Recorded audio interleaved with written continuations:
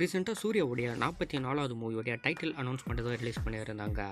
இதுக்கு ஒரு டீசரோட சேர்த்து ரிலீஸ் பண்ணியிருந்தாங்களே. இப்போ இந்த டீசரை பற்றி தான் பார்க்க போகிறோம். இந்த டீசர் ஆரம்பிக்கும் போது சூர்யா பூஜாக்னு 2 பேருடைய நேமுமே ஈக்குவலாக போட்டு ஆரம்பிச்சிருக்காங்க. 2 பேருக்குமே ஒரு ஈக்குவலான ஸ்பேஸ் கொடுத்து இந்த மூவியை பண்ணியிருக்காரு போல் Karthik Subbaraj. Full and full இது ஒரு கேங்ஸ்டார் மூவின்னு இதுக்கு முன்னாடி நிறைய அனௌன்ஸ்மெண்ட் போய்கிட்டு இருந்தது.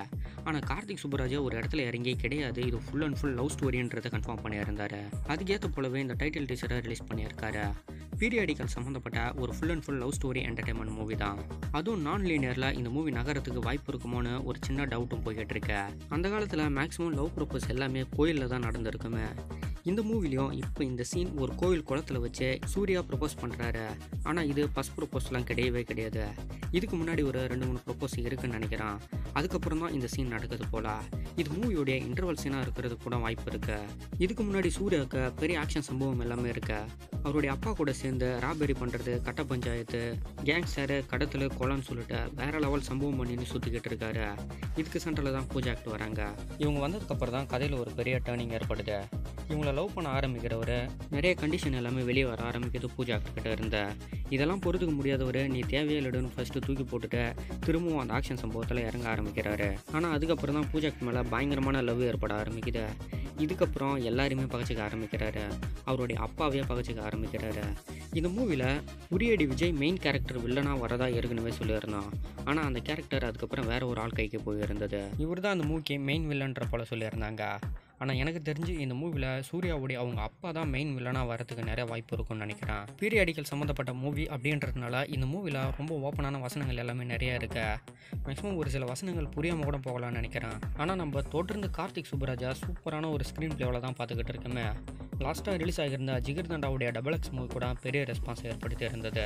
இந்த மூவிலையும் பல கோணங்களில் மூவியாக வடிவமைச்சிருக்காரு. சூர்யாவுக்கு ரொம்ப நாள் கழிச்சு ஜெயில் சீன் முதலான இந்த மூவியில் வரதான் போகுது. அதையும் நம்ம பார்க்க போகிறோம். நிறைய கேமியோ ரோல்ஸ் இந்த மூவிக்குள்ள இருக்கா. ரொம்ப பெருசாலாம் டீட்டெயில் பண்ணலை. மூவி ஆரம்பிக்கும் போதே அவங்களுடைய போஸ்டர்ஸை மட்டுமே ரிலீஸ் பண்ணி ஒரு சின்ன அனௌன்ஸ்மெண்ட்டாக கொடுத்துருந்தாங்க. சூர்யாவுடைய 44னே மூவி ஆரம்பிச்சது. அவருடைய 43வது மூவி எந்த நிலமையில் இருக்கு அப்படின்றது தெரியல. 44க்கு வந்துட்டாங்க. அதுவும் சம்மரை மெயினாக வச்சு இந்த மூவியை ரிலீஸ் பண்ணுறதும் பிளான் போட்டு வச்சுருக்காங்களே. படத்துடைய ஃபர்ஸ்ட் ஹாஃப் ஃபுல்லாகவே ஆக்ஷன் சம்பவமாக போகிறது, செகண்ட் ஹாஃப் ஃபுல்லாமே ஃபுல் அண்ட் ஃபுல் ஃபீலிங்கும் லவ்வுமாக போகும்னு நினைக்கிறேன். முடிஞ்ச அளவுக்கு மூவியை பேன் இண்டியா லெவலில் பண்ணும் அப்படின்றதுக்காக அவரால் முடிஞ்ச லெவலுக்கு நல்ல நல்ல கேரக்டர்ஸ் எல்லாத்தையுமே மூவிக்குள்ளே இறக்கி வச்சுருக்காரு. ஒரு நல்ல ஸ்பேஸ் இருந்தால் நல்லாவே தான் இருக்குமே. பட் எனக்கு தெரிஞ்சு எல்லாருக்கும் ஒரு கேமியோ ரோல் தான் இருக்கும்னு நினைக்கிறேன்.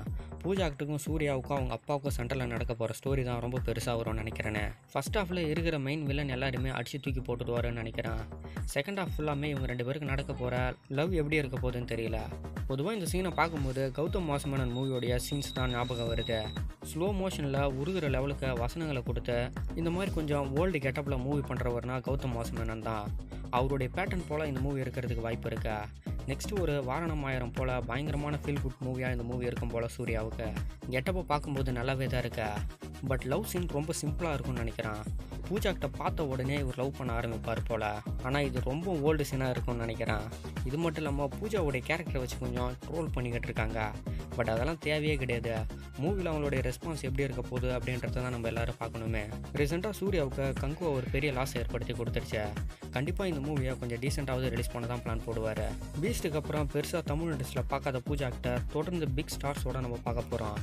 சூர்யா, தளபதி விஜய், விக்ரம், தனுஷ்னு நிறைய பேரோட தொடர்ந்து பூஜா ஆக்டருடைய நிறைய மூவிஸை நம்ம பார்க்க போகிறோமே. இப்போ இந்த மூவியோடைய டைட்டில் கிட்ட வந்துட்டோம். இந்த ப்ரோமோவே இந்த மூவியோடைய டைட்டிலுக்காக தான். இந்த டைட்டிலே பீரியாடிக்கலில் சம்மந்தப்பட்ட டைட்டில் தான். ரெட்ரோ அப்படின்னு வச்சுருக்காங்க. முன்னாடி நடந்த ஏதோ ஒரு பிக் சம்பவம் சூர்யாவை எந்த அளவுக்கு பாதிச்சிச்சு, அதனால் தொடர்ந்து மூவியில் என்னென்ன சம்பவங்கள் எல்லாமே நடக்க போகுது அப்படின்றதா இந்த ரெட்ரோ மூவியில் பார்க்க போகிறோமே. 2025 சம்மருக்கு ரொம்ப பிக்கஸ்ட்டாக இந்த மூவிக்கு வெயிட் பண்ணிக்கிட்டு இருக்கோம். பார்க்கலாம் என்ன மாதிரி இருக்க போகுதுன்னு.